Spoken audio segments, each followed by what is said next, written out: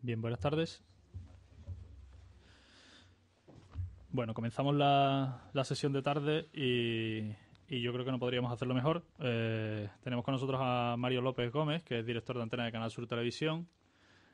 Y yo, en primer lugar, en nombre de la Fundación, le querría agradecer especialmente a Mario su colaboración en toda la organización de las jornadas y todo lo que ha sido el proceso de selección de los ponentes, el contacto con ellos y un poco todo el apoyo que nos ha dado en la coordinación de estas jornadas que bueno, pues en gran parte son como las estamos disfrutando gracias a su colaboración, ¿no?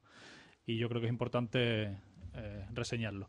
Él nos va a hablar sobre la estrategia de programación de contenidos, de programación y contenidos y los retos de Canal Sur Televisión. Y yo creo que sin más demora, Mario, cuando tú quieras. Muchas gracias. Pues nada, el agradecido soy yo a la Fundación por, en fin, darme este pequeño huequecito, a todos los ponentes que, como comentábamos, también han querido venir aquí en estos 2 días y sobre todo a vosotros, porque además la hora no es la mejor, las 4:30, para hablar de algo que en ocasiones es verdad que pueda ser o resultar denso, ¿no? Como es esto del análisis de la audiencia.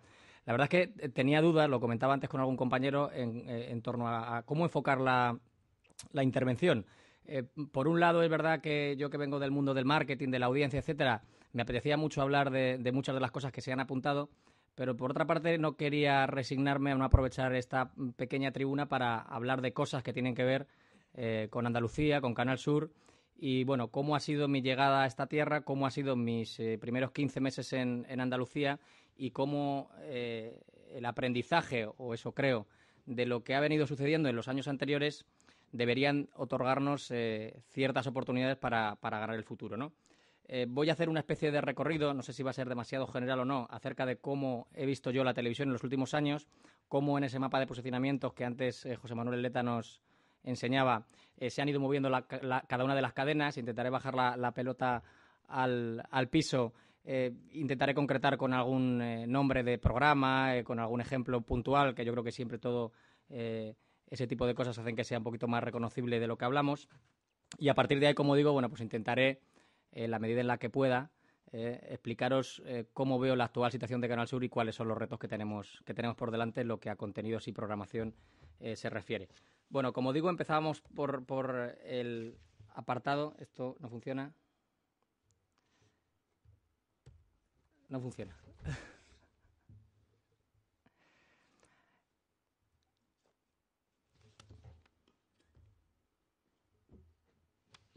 Ahora. Guay, me has asustado. De una palabra muy manida en este tipo de conferencias o de ponencias. Ya se ha hablado muchísimo y no quiero hacer más preámbulos con respecto a esto. Evidentemente, esta es la palabra más utilizada en los últimos años en el mundo de la televisión. La tercera era de la televisión, como se decía, del monopolio a la aparición de las privadas, y de la aparición de las privadas, bueno, pues a esta fragmentación tan tremenda de soportes, de hogares, de individuos, de canales, etcétera, etcétera, ¿no? Digamos que en esta gráfica ya se ha visto en más de una ocasión a lo largo de la mañana. Establezco la comparativa anual, la cuota de pantalla de 4, de La Sexta y de las televisiones temáticas. Evidentemente no han hecho más que crecer estas últimas, no así 4, que parece que sufre un cierto estancamiento en este último año, incluso ya en el 2009. Y La Sexta todavía parece que sumida en un crecimiento, y evidentemente todo parece indicar que el crecimiento va a continuar, como sabéis, de la mano ahora de la Fórmula 1 y de algún paquete de cine que han comprado, etcétera, ¿no? Esto me va a servir como marca de agua, como fondo de pantalla, para intentar ilustrar lo que os comentaba antes, ¿no? Cómo percibo o cómo he percibido el movimiento de cada una de las cadenas en los últimos años. Evidentemente comienzo a hablar de Televisión Española. Televisión Española, en la búsqueda de ese posicionamiento histórico, ha sufrido también oscilaciones. Esto para una marca es peligrosísimo. Mañana mi antiguo jefe y amigo Ricardo Vaca os hablará con muchísimo más conocimiento de todo esto, pero es evidente que a una marca hay que respetarla siempre, y el posicionamiento estratégico de una marca es vital para su supervivencia, y mucho más ahora en un mercado tan mestizo y, como decimos, tan fragmentado. Evidentemente, en Televisión Española no quiero calificarlo como de errores, pero sí que ha habido movimientos en la marca muy arriesgados. Las televisiones al final son empresas de comunicación, y en las empresas de comunicación también hay que respetar los posicionamientos y intentar no desvincularlos de nuestros públicos afines o de la esencia histórica de esta cadena. Esta cadena, evidentemente, ha tenido siempre una esencia histórica relacionada con su papel institucional, es la televisión de todos, tiene más de 50 años de vida y está eminentemente asociada a contenidos informativos, de actualidad y, evidentemente, siempre ha tenido el papel protagonista en todo tipo de referencias institucionales, grandes eventos, etcétera, etcétera.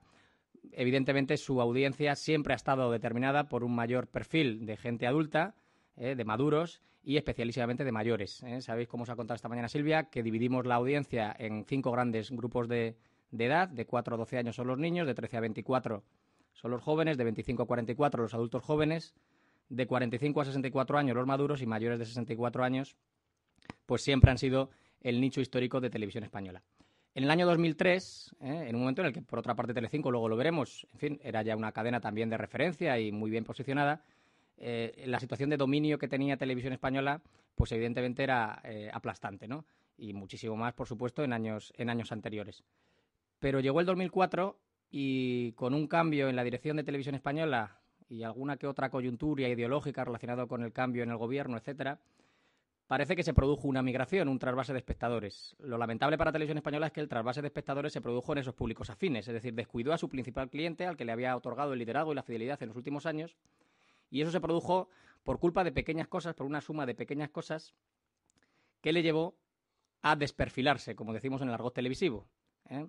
Digamos que empezaron a surgir una serie de programas, de ofertas televisivas en la parrilla de Televisión Española que no coincidían. Al principio no coincidían demasiado, pero con el paso de los meses, desde luego, cada vez menos y menos, ¿no?